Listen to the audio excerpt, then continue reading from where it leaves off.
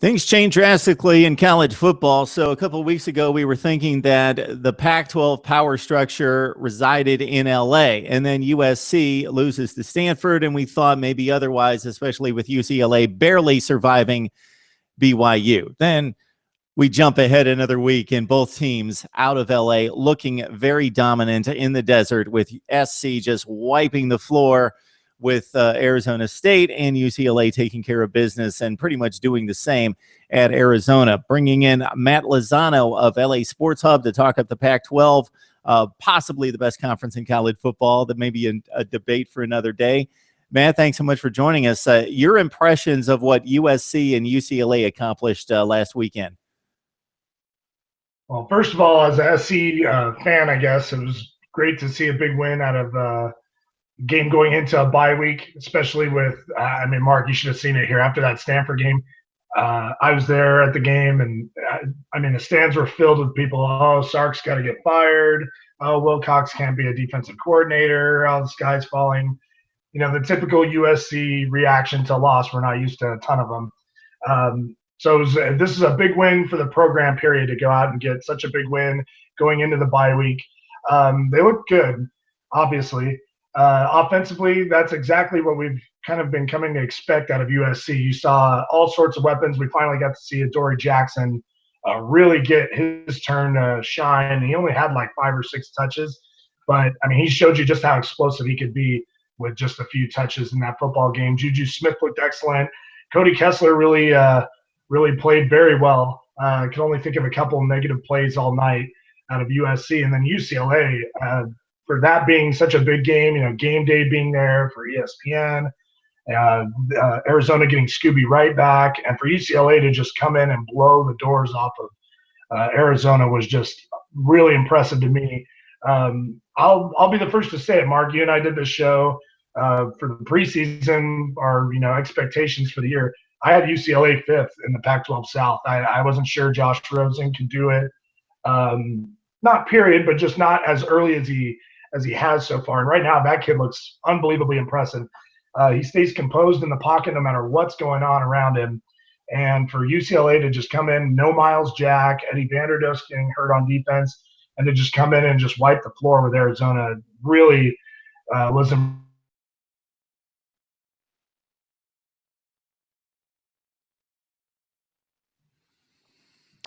Hopefully Matt will join us in just a second. Sounds like his Hey, Matt, are you with us? Yes, sir. Can you still hear me? Now I can. Oh, okay. Not sure what the problem was. What was the last thing you heard? What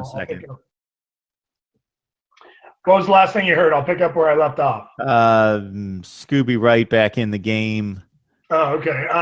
Yeah, for Josh Rosen to come in and do that against Arizona was so impressive to me for UCLA, and then for them to just absolutely throttle Arizona on offense. Arizona's defense hasn't been the same. Scooby Wright definitely looks like he's not 100% out there, but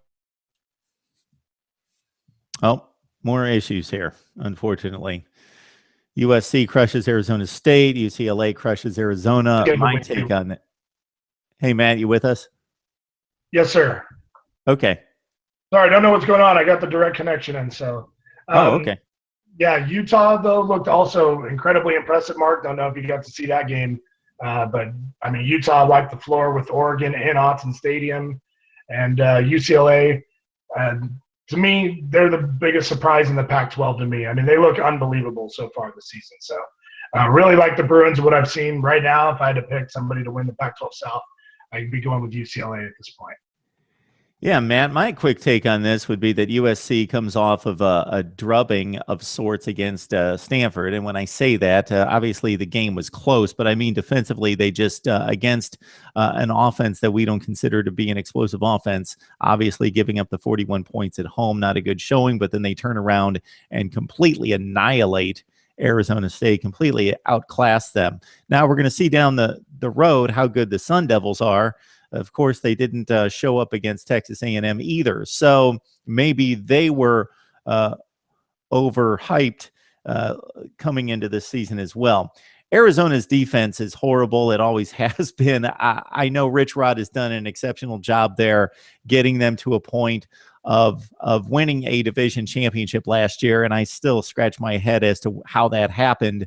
But we saw against the better teams on their schedule, at least late in the season, against Oregon in the championship game and against Boise State, that Arizona needs to fix some things on defense, and they're still in that place.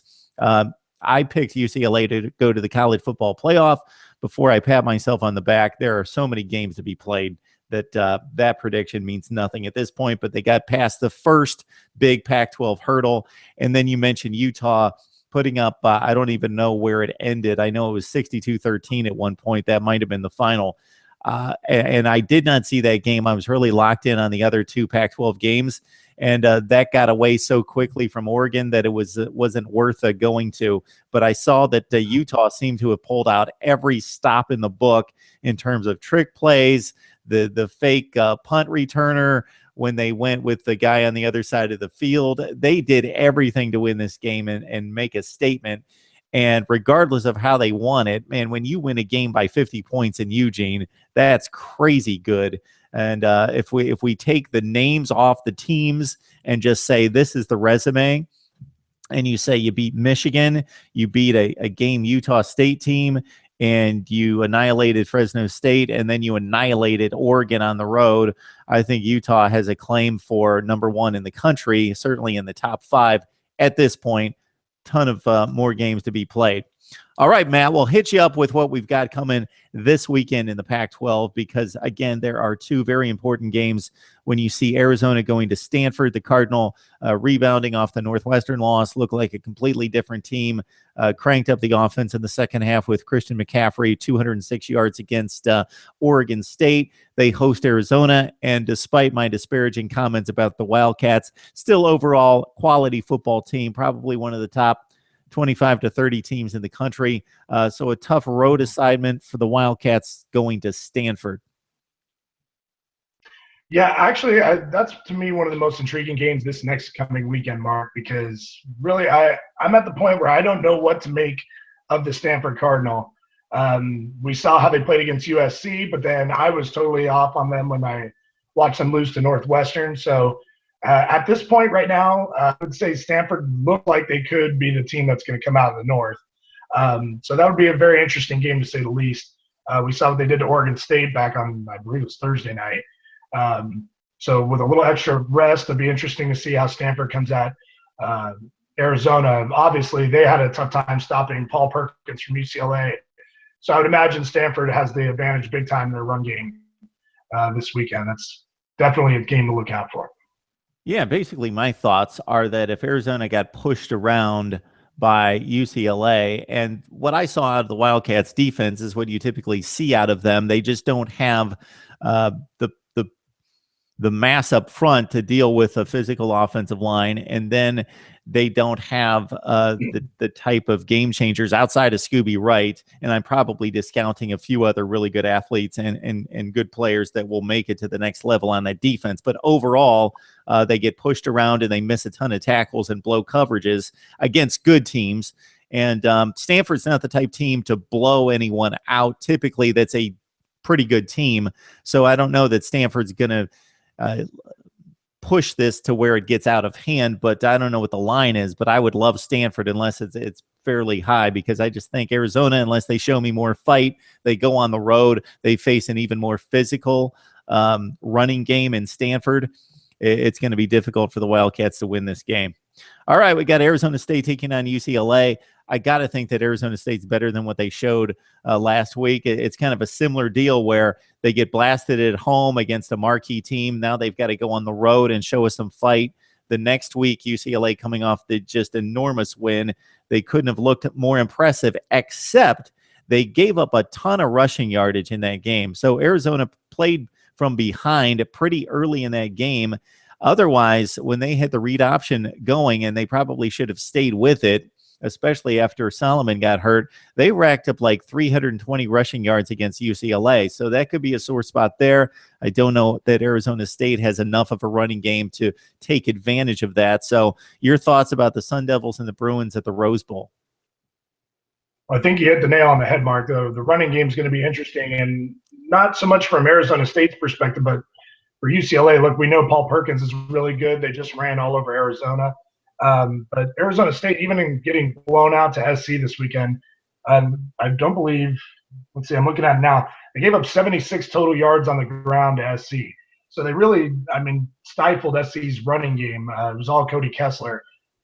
Look, Josh Rosen's clearly, good enough to get the job done if need be. But I find that an interesting matchup. I don't believe – I may have been in the overhyped train as well here on Arizona State this weekend or this year. But I don't see the Bruins maybe blowing them out quite like SC did, just because I think Todd Graham will at least be able to right the ship enough.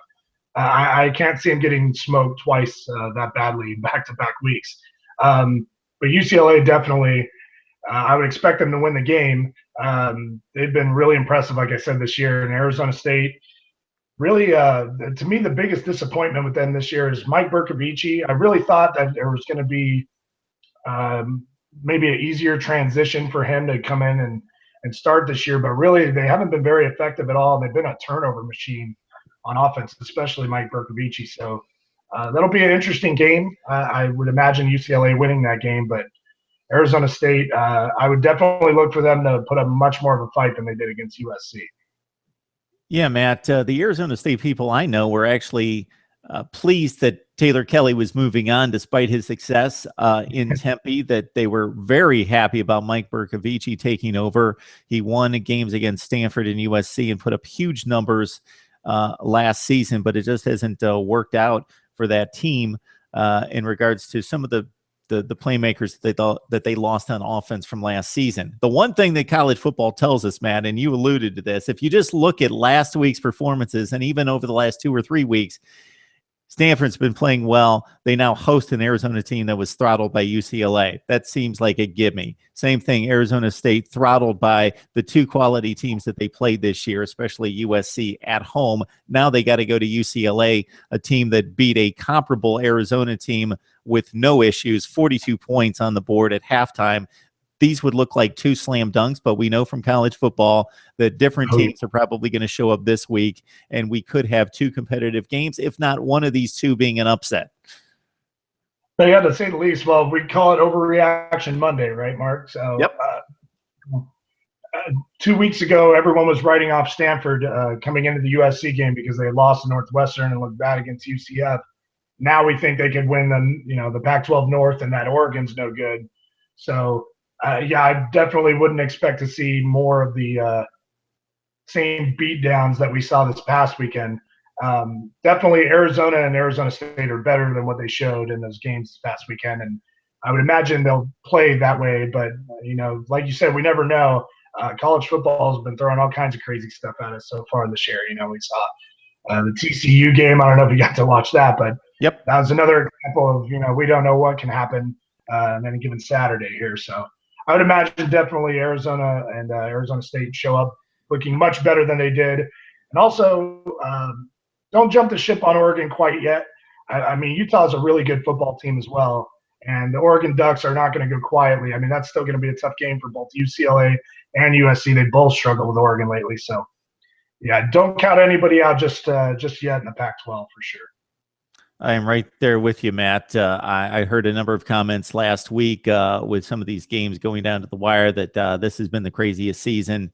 Every season is crazy and gives us some unexpected shots. There's no doubt about that. So Matt Lozano joining us from the LA Sports Hub to talk up the Pac-12. Matt, before we let you go, let the folks know where they can find you. Matt Lozano, you can find me on Facebook, and then on Twitter, I'm at Dion87Eldo. It's Deion 87ELDO. So I know a little crazy Twitter handle there, but and go ahead and check out LA Sports Hub. We got articles coming out every week, and we talk a lot of fantasy football as well. So fun little stuff. Deion Sanders love, right, Matt? Exactly.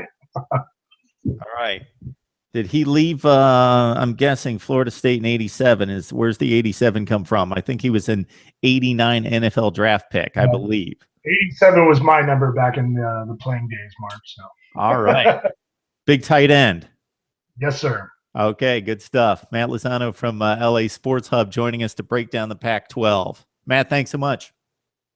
Thanks, Mark.